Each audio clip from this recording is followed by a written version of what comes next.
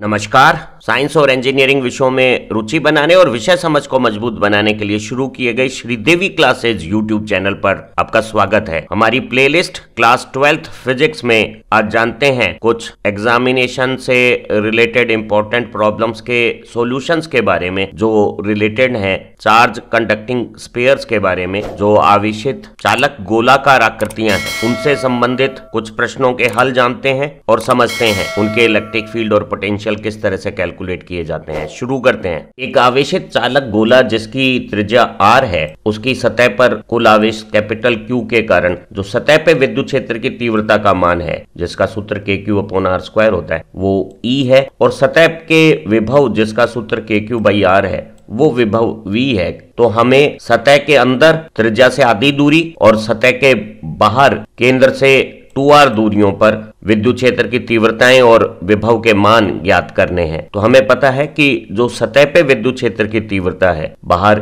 KQ/r² जो रूप रखता है, उसमें स्मॉल r की जगह गोले की त्रिज्या रखने पर ये अधिकतम वैल्यू KQ/r² आ गई है, जो दी गई है E है। इसी तरह से सतह का जो विभव मान है, बाहर सभी जगह पे एक गोलाकार आवेश बिंदु आवेश जैसा व्यवहार करता है, और इस विद्युत क्षेत्र में एकांक धनावेश को अनंत से गोले के केंद्र से r दूरी में लाने में किया गया कुल कार्य उस बिंदु का विभव KQ/r है। और यही स्मॉल r गोले की सतह पे जब कैपिटल R गोले की त्रिज्या के बराबर है तो विभव का मान KQ/r, जिसे हमने V माना है, दिया हुआ है। जब हम सतह के अंदर जाते हैं तो क्योंकि चालक गोले पर संपूर्ण आवेश केवल बाह्य परिधि पर वितरित होता है, अंदर स्रोत आवेश नहीं होने के कारण आंतरिक विद्युत क्षेत्र शून्य होता है, तो r/2 दूरी पर जो अंदर का विद्युत क्षेत्र है उसका मान शून्य हो जाएगा। और ऐसे शून्य विद्युत क्षेत्र में एकांक धनावेश को सतह से अंदर लाने में कोई कार्य करना नहीं होगा, तो गोले के अंदर विभवांतर नहीं होते और संपूर्ण चालक गोला समविभव पृष्ठ की भांति व्यवहार करता है, और अंदर की सभी स्थितियों पर, चाहे वो r/2 केंद्र से दूरी ही क्यों ना हो, विभव का मान सतह के विभव V के बराबर होगा। तो अंदर विद्युत क्षेत्र की तीव्रता शून्य है और आंतरिक बिंदु पे विभव वही है जो सतह पर है, अधिकतम KQ/r या V। अब अगर हम गोले की सतह से बाहर जाते हैं और बाह्य बिंदुओं पर अगर दूरी केंद्र से 2r के बराबर है, तो विद्युत क्षेत्र की तीव्रता दूरी के वर्ग के व्युत्क्रमानुपाती है। जब दूरी 2 गुनी हो गई है त्रिज्या की, तो 2 का स्क्वायर 4, विद्युत क्षेत्र की तीव्रता KQ/r² जो सतह पर मान है उसकी 1/4 रह जाएगी। दुगनी दूरी पे विद्युत क्षेत्र की तीव्रता 1/4। इसी तरह से विद्युत विभव दूरी के व्युत्क्रमानुपाती है, तो दुगनी दूरी पे विद्युत विभव सतह मान का आधा रह जाएगा। हवा माध्यम में रखे हुए एक चालक गोले जिसकी की त्रिज्या r है, उस पर अधिकतम कितनी आवेश की मात्रा और विभव को उत्पन्न किया जा सकता है, ये ज्ञात करना है। तो हमें मालूम है कि एक आवेशित चालक गोला सभी बाह्य प्रेक्षण बिंदुओं के लिए केंद्र से कार्यरत बिंदु आवेश जैसा व्यवहार करता है, और उसका विद्युत क्षेत्र केंद्र से दूरी स्मॉल r के साथ व्युत्क्रम वर्ग का नियम पालना करता हुआ 1/4πε Q/r² है, जहां ये एप्सिलॉन हवा माध्यम की विद्युतशीलता है, और हवा माध्यम के लिए 1/4πε0 की वैल्यू को हम K या 9 × 10⁹ लिख सकते हैं। जब केंद्र से ये दूरियां कम की जाती है तो विद्युत क्षेत्र की तीव्रता नजदीक आने पे तेजी से बढ़ती है, और इसका मान अधिकतम सतह पर जब स्मॉल r का मान गोले की त्रिज्या r के बराबर हो तो KQ/r² हो गया है। अगर ये समीपवर्ती माध्यम जो हवा है उसका परावैद्युतांक सामर्थ्य है, विद्युत क्षेत्र तीव्रता सहने की ताकत सतह पर आए हुए विद्युत क्षेत्र तीव्रता से अधिक है, तो यहाँ माध्यम में विद्युत भंजन नहीं होगा और गोले की सतह पर आवेश बना रहेगा। लेकिन अगर हम आवेश की मात्रा बढ़ाते हैं तो विद्युत क्षेत्र की तीव्रता आवेश के समानुपाती बढ़ती है, और किसी एक स्थिति पे जब गोले की सतह पे विद्युत क्षेत्र की तीव्रता हवा के परावैद्युतांक सामर्थ्य या भंजन विद्युत क्षेत्र तीव्रता 3 kV/mm या 3 × 10⁶ वोल्ट/मीटर के सन्निकट हो जाती है, तो ऐसी स्थिति में आवेश से उत्पन्न विद्युत क्षेत्र तीव्रता माध्यम में भंजन करने के बाद गोले का आवेश क्षरण होने लगता है। तो अधिकतम आवेश की स्थिति में गोले की सतह की विद्युत क्षेत्र तीव्रता हवा की परावैद्युतांक सामर्थ्य या भंजन विद्युत क्षेत्र तीव्रता या विभव प्रवणता 3 × 10⁶ वोल्ट/मीटर से या तो बराबर या कम होनी चाहिए। सतह की विद्युत क्षेत्र तीव्रता का सूत्र KQ/r² है, और किसी दी हुई त्रिज्या r के लिए Q का मान अब 3×10⁶ r² इधर ऊपर जाकर अंश में गुणा हो गया है और k का मान नीचे हमने 9×10⁹ रखा है। तो ये गणना जो q का अधिकतम मान 1 मीटर त्रिज्या के लिए अगर हम ज्ञात करना चाहें तो गणना से वो 1/3 मिली कूलम ज्ञात हो गया है। तो एक गोले पे जब हम 1/3 मिली कूलम आवेश रखते हैं तो इस 1 मीटर त्रिज्या के गोले की सतह पे विद्युत क्षेत्र तीव्रताएं हवा में भंजन स्थितियां पैदा कर सकती हैं। तो एक गोले पर जिसकी त्रिज्या 1 मीटर है 1/3 मिली कूलम से ज्यादा आवेश नहीं रख सकते हैं। ध्यान रहे कूलम एक आवेश की बहुत बड़ी यूनिट है और व्यवहारिक आवेश बहुत छोटे मान माइक्रो कूलम या नैनो कूलम के क्रम के होते हैं। जब एक गोले की सतह पर आवेश की मात्रा बढ़ती है तो वो न केवल अपनी बाह्य स्थितियों पे विद्युत क्षेत्र अधिक तीव्रता का बनाएगा, उसकी सतह का विभव का मान भी बढ़ेगा और एक r त्रिज्या के गोले की सतह पर अगर q आवेश हो तो उसकी सतह का विभव kq/r है और हम इस सूत्र को अगर ऊपर नीचे r से गुणा करें तो kq/r² गुणा r जब लिखेंगे तो यहाँ kq/r² सतह की विद्युत क्षेत्र तीव्रता हो गई है और एक हवा में रखे गोले पे अधिकतम विद्युत क्षेत्र तीव्रता जो स्वीकार्य है वो भंजन विद्युत क्षेत्र तीव्रता 3×10⁶ वोल्ट पर मीटर हो सकती है। गोले की त्रिज्या अगर 1 मीटर है तो अधिकतम विभव जो गोले की सतह पे हम पैदा कर सकते हैं वो 3×10⁶ वोल्ट हो सकता है। 1D ग्राफ जनरेटर जैसे यंत्रों में उच्च विभव प्राप्त करने के लिए हम गोले के चारों तरफ उच्च दाब की नाइट्रोजन या सल्फर हेक्साफ्लोराइड गैस का इस्तेमाल करते हैं जिनकी भंजन विद्युत क्षेत्र तीव्रताओं के मान अधिक हैं और इस गोले की त्रिज्या को अधिक लेके हम गोले की सतह पे अधिक विभव की उत्पत्ति कर सकते हैं और वही विभव हमें किसी दूसरी जगह पे विद्युत विसर्जन या आवेशों को गति देने के लिए पार्टिकल एक्सेलरेटर में इस्तेमाल हो सकता है। हमें एक r त्रिज्या के आवेशित चालक गोले की सतह से r1 और r2 दूरी पर जो बिंदु 1 और 2 दिए हैं इन पर विद्युत क्षेत्र की तीव्रताएं और विद्युत विभव के अनुपात ज्ञात करने हैं। हमें पता है कि एक आवेशित चालक गोला अपनी सभी बाह्य परीक्षण बिंदुओं पर केंद्र से कार्यरत एक बिंदु आवेश जैसा व्यवहार करता है। तो एक q आवेश से r दूरी पर अगर वो बिंदु आवेश है तो विद्युत क्षेत्र की जैसी तीव्रता kq/r² होती है वैसी ही तीव्रता एक q आवेश से आवेशित गोला केंद्र से r दूरी पर उत्पन्न करेगा। इसी तरह से बाह्य परीक्षण बिंदु पर अनंत से किसी दूरी r तक लाने में इस विद्युत क्षेत्र में एकांक धनावेश पर किया गया कार्य r दूरी का जो विद्युत विभव है वो kq/r हो जाएगा। तो हम देख रहे हैं कि विद्युत विभव दूरी के व्युत्क्रमानुपाती है और विद्युत क्षेत्र की तीव्रता दूरी के वर्ग के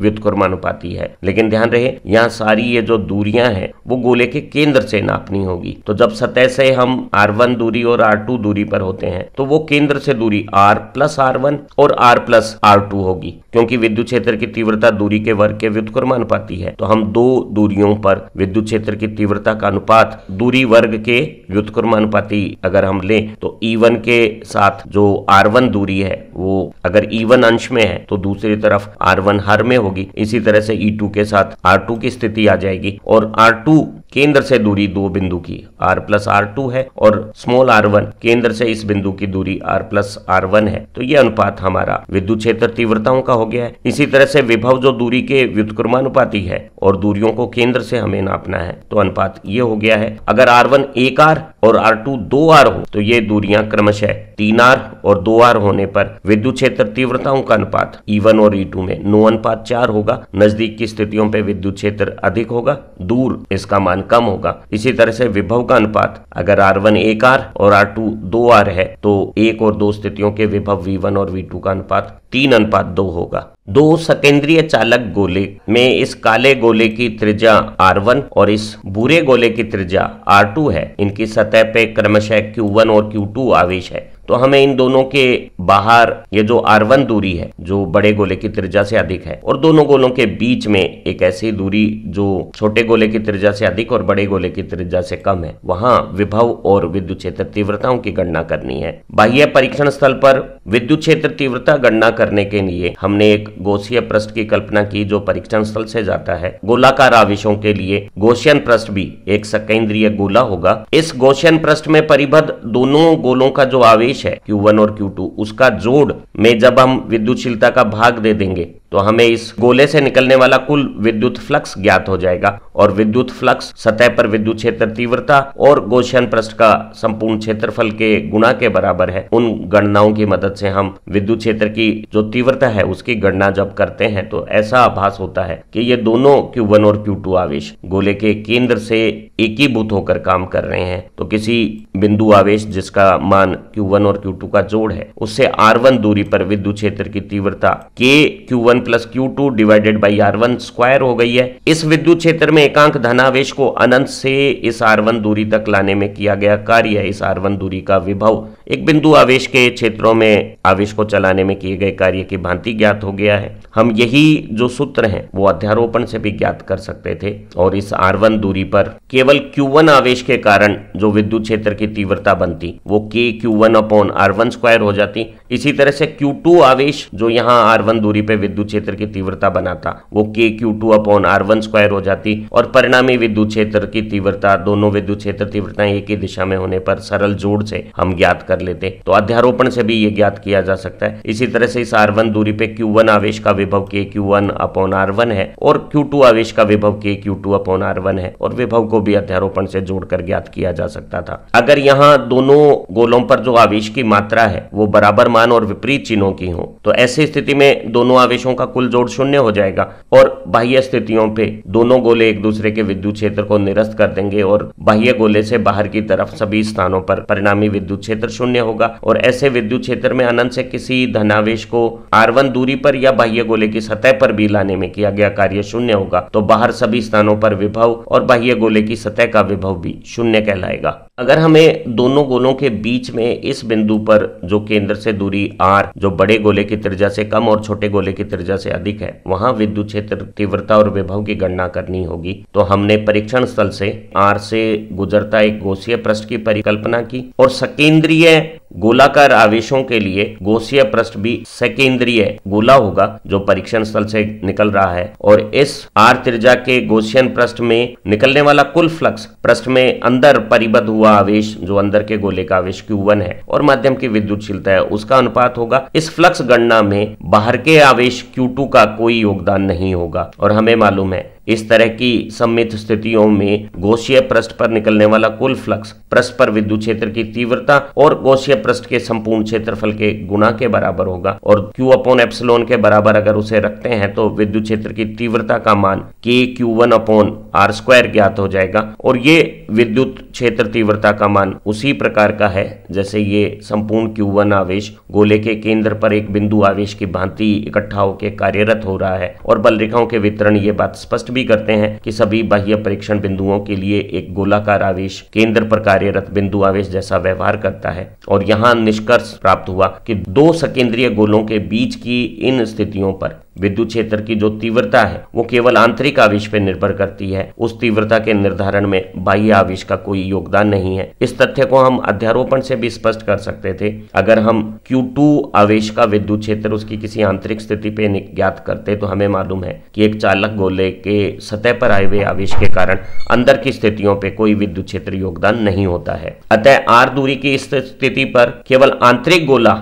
अपने Q1 आवेश से K Q1 upon R square विद्युत क्षेत्र की रचना करेगा और Q2 आवेश का योगदान इन स्थितियों पर शून्य होगा। अब इस विद्युत क्षेत्र में जो केवल Q1 पर निर्भर करता है बाह्य गोले से आंतरिक गोले की सतह तक आने में R2 त्रिज्या से R1 दूरी तक आने में एकांक धन आवेश पे जो बल विद्युत क्षेत्र की तीव्रता से लगेगा उसमें बल के विरुद्ध dr विस्थापन करने पर ऋण चिन्ह के साथ एकांक धन आवेश को अल्प विस्थापन का कार्य -e dr हो गया है। और कुल कार्य समाकलन में दोनों गोलों के बीच में ज्ञात करने के लिए हमने R2 त्रिज्या से R1 के बीच में समाकलन से ज्ञात कर लेना है। E की जगह K Q1 upon R square अगर रखें और K Q1 ऋण चिन्ह के साथ कांस्टेंट बाहर आ जाएगा। 1/r स्क्वायर के इंटीग्रेशन का सूत्र -1/r, लिमिट्स पीछे चली जाएंगी और लिमिट्स का इस्तेमाल करने पर ये माइनस माइनस पहले प्लस कर देंगे और ये एलसीएम लेने के बाद R2 - R1 divided by R1 R2 हो गया है जो स्पष्ट करता है कि दोनों गोलों के बीच बीच का विद्युत क्षेत्र जो केवल Q1 पर निर्भर करता है, उस विद्युत क्षेत्र में दोनों गोलों के बीच में ये जो विभवांतर है वो भी केवल आंतरिक आवेश पर निर्भर करेगा। इसकी गणना में बाह्य आवेश का कोई योगदान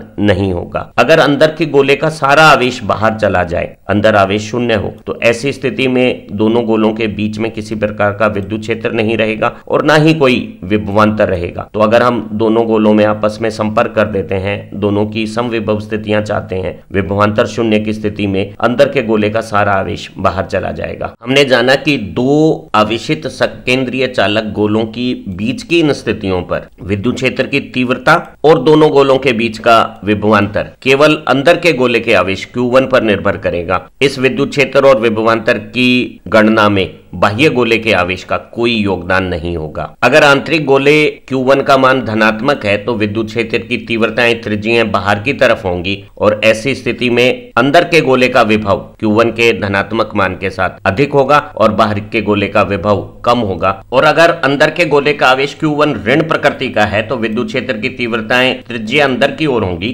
और ऐसी स्थिति में विद्युत क्षेत्र उच्च विभव से निम्न विभव की तरफ चलता है। अंदर के गोले का विभव कम और बाहर के गोले का विभव अधिक होगा और विभवांतर इस सूत्र के अनुसार नीले फ्रेम अनुसार होगा। अगर दोनों गोलों के बीच में कोई चालक संबंध बना दिया जाए तो ऐसी स्थिति में दोनों गोलों के बीच में स्थिर वैद्युतिकी की अवधारणा अनुसार विभवांतर शून्य होना चाहिए और ये दो ही स्थितियों पे हो सकता है। अगर R1 का मान R2 हो जाए, यानी ये गोला फैलकर बाहर के गोले की त्रिज्या प्राप्त कर ले, जो चालकों की दृढ़ ज्यामिति से संभव नहीं है, तो दूसरा संभव ये हो सकती है बात कि अंदर का सारा आवेश Q1 बाहर की सतह पर चला जाए और अंदर जब आवेश शून्य हो जाएगा तो यहाँ दोनों गोलों के बीच में विद्युत क्षेत्र नहीं रहेगा और शून्य विद्युत क्षेत्र में आवेशों को चलाने पे विभवांतर भी नहीं होंगे। तो अगर हम किसी एक चालक सतह का आवेश बिना भूसंपर्कित किए हुए शून्य करना चाहते हैं तो उसे किसी दूसरे चालक आवरण से जोड़ा जा सकता है और दोनों के बीच में चालक संपर्क से अंदर का सारा सतही आवेश बाह्य सतह पर पहुंच जाएगा।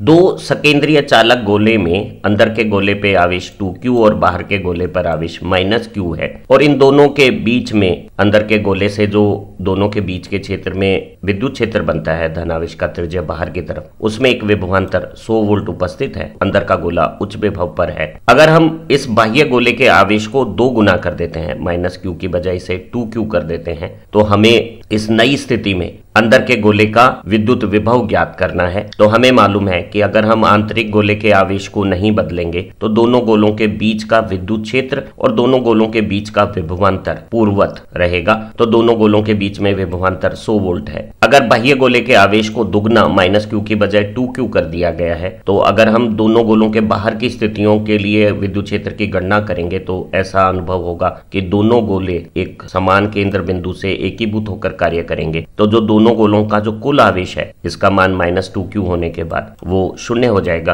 और ऐसी स्थिति में इस आंतरिक गोले के धनावेश का विद्युत क्षेत्र है त्रिज्या बाहर की तरफ, उतना ही विद्युत क्षेत्र ये बाह्य -2Q आवेश है वो अंदर की तरफ बना देगा और ऐसी स्थिति में परिणामी विद्युत क्षेत्र सभी बाह्य स्थितियों पे शून्य हो जाएगा और शून्य विद्युत क्षेत्र में एकांक धनावेश को अनंत से बाह्य गोले की सतह पर लाने में किया गया कार्य शून्य होगा। तो इस स्थिति में जब अंदर के गोले पे 2Q और बाहर के गोले पे -2Q बराबर मान और विपरीत प्रवृत्ति का होगा तो बाह्य गोले की सतह का विभव शून्य हो जाएगा, क्योंकि विभवांतर 100 वोल्ट ही रहना है दोनों गोलों के बीच में, क्योंकि आंतरिक गोले का आवेश नहीं बदला है। तो ऐसी स्थिति में बाह्य गोले का विभव जब 0 वोल्ट है तो 100 वोल्ट विभवांतर के साथ आंतरिक गोले का विभव 100 वोल्ट हो जाएगा। उम्मीद है इस इंफॉर्मेटिव वीडियो से चालक गोलों से संबंधित विद्युत क्षेत्र और विभव गणना के परीक्षाओं में प्रचलित प्रश्न हैं उनके उत्तर आपको समझ में आए होंगे। इसी तरह के कुछ और प्रश्नों का अभ्यास करने से आपको परीक्षाओं में भारी सफलता मिले, इन्हीं उम्मीदों के साथ फिर मिलते हैं एक नई लर्निंग वीडियो के साथ। Thank you very much.